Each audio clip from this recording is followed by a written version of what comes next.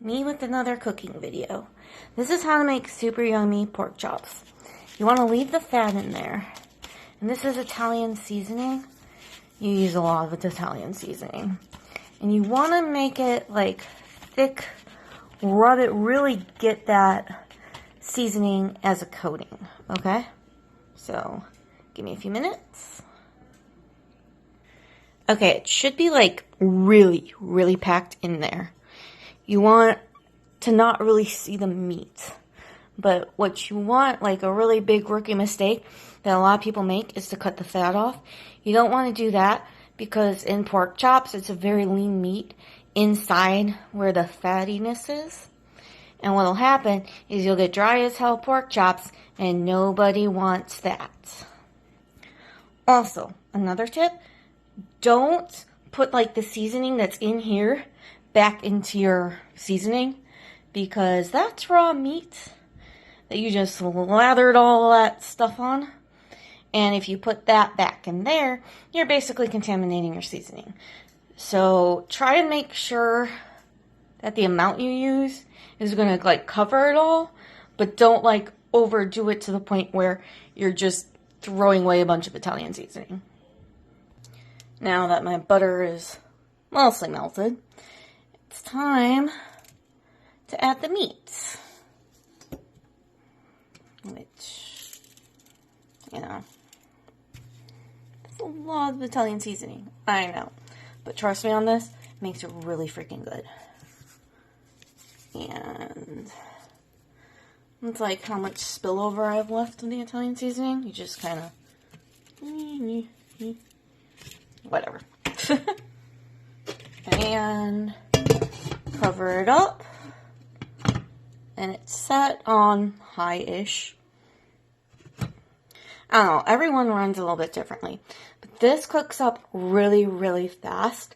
So you do have to pay attention. It's not like do this crap and then go walk away for 20 minutes. Because then you're going to get really, maybe burn your house down. Who knows? Now once it's like sizzling like this, what you want to do, take your... I'm using tongs right now, you know, because I'm trying to do this while holding my phone. Yeah. It's like, let me see that tong.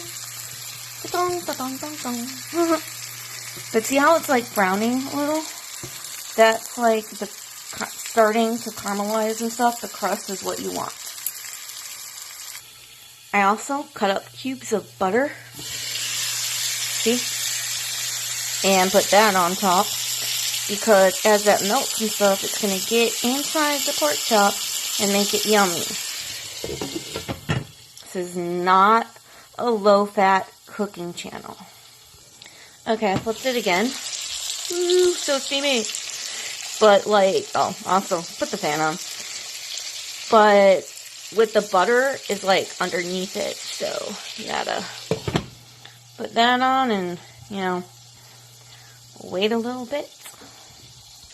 Also, too, since butter melts, I know, shocking revelation right here. You can sort of temp it by knowing that once it melts up in there, that the part that was on top was hot enough to get the butter there to get all melty and gooey. Because that's what we want. See how it's like formed this nice crust and you can see it like bubbling and stuff? Let me turn the lid on. There. I really need to get better at recording videos. But, yeah, it's really steamy. This is the why I don't have the fan on when you hear me, because it makes that really loud noise. But the fan does actually have to be on at this point. And that is how you make a sexy pork chop. Because what you did was basically like coat it so all the juices don't come out, which is very important. And now you can eat this, and you don't need any, like, I know a lot of people like to use applesauce and stuff like that as a condiment, but they only do that because their pork chops are dry as fuck. These pork chops are not dry. And this is a perfectly cooked, yet juicy. See that juice? All that juice? That means it's cooked well. You want to see that in your pork chop. Otherwise, it's like you're eating shoe leather. I don't know who thought of that, but